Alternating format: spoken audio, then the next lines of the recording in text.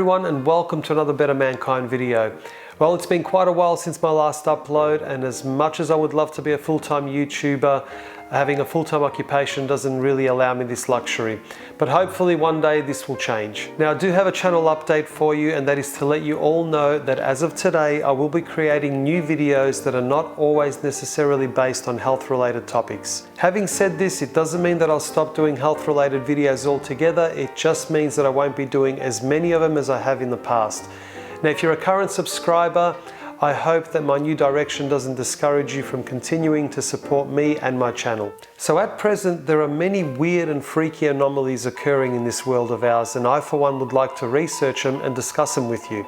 So if you're new to the subject matter in the title of this video, then let me tell you, you're in for the ride of your life. So what is the Mandela Effect?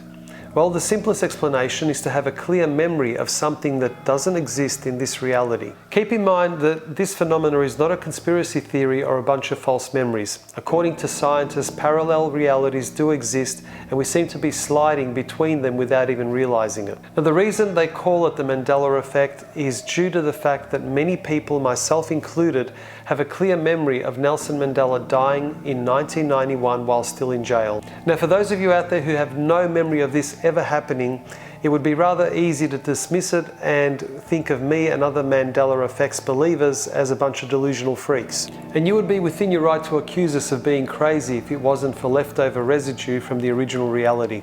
You see, on the 1st of October 1991, there was a book published called English Alive. Now, on page 54 of this book, it clearly states that Nelson Mandela died on the 23rd of July 1991. This is a non-fiction publication, which means the creator assumes responsibility for the truth of accuracy of the events presented. So what I would like to do is address 3 Mandela effects per video and provide as much proof as possible that these realities did exist, but for whatever reason are no longer part of our current world. The first one I would like to discuss is the movie Forrest Gump. It's an all-time classic and also responsible for one of the most famous lines in cinema history. It's a line that I myself have uttered on many occasions, so it blew my mind to hear it in its current form. Let's have a listen. Do you want a chocolate? I could eat about 1.5 million of these. My mom always said life was like a box of chocolates. You never know what you're going to get. Now, I don't know about you, but as far as my memory serves me, it has always been life is like a box of chocolates and not life was like a box of chocolates. Let's listen to it one more time. My mom always said life was like a box of chocolates.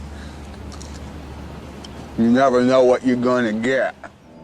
So I started digging around and managed to find a behind-the-scenes documentary about the movie. And what you're about to hear and see is undeniable proof that the Mandela Effect is real and something very strange is going on.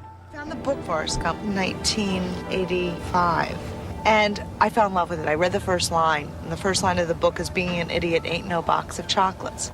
My mom always said that life is like a box of chocolates. That life is like a box of chocolates. That life is like a box of chocolates. You never know what you're going to get. Now, just in case you're still not convinced, I did some further digging around and managed to find a clip from The Late Show with James Corden where Tom Hanks and James do a whole bunch of parodies regarding famous lines from Tom Hanks' movies. So have a listen to the line from Forrest Gump. Mom always said life is like a box of chocolates. You never know what you're going to get. Mom always said life's like a box of chocolates. You never know what you're gonna get. Even little Stewie from Family Guy has left behind some Mandela Effect residue regarding this line. You know, Mother, life is like a box of chocolates. You never know what you're going to get. The next Mandela Effect I would like to discuss is the Volkswagen logo.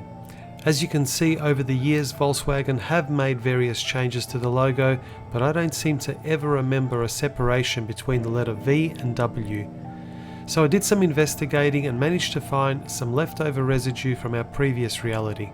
Have a look.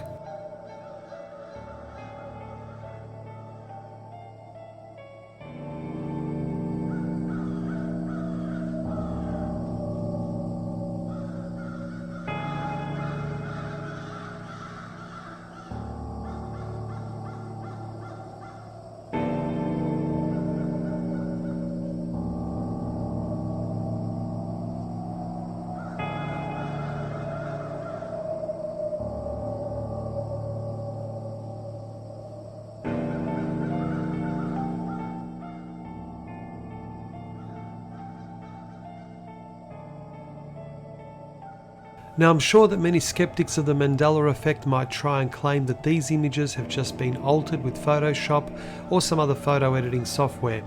So I dove a little deeper down the rabbit hole and managed to find some video footage from the movie Knocked Up, where you can clearly see that the V and the W are joined and have no separation whatsoever. We go to the gynecologist so often. It's like, I bet we have to go somewhere so we can pay for that $300,000 machine. This here is 100% pure grade Mandela effect residue, and if you still choose to believe it's not happening, then I wish you all the best living in your safe little bubble of ignorance.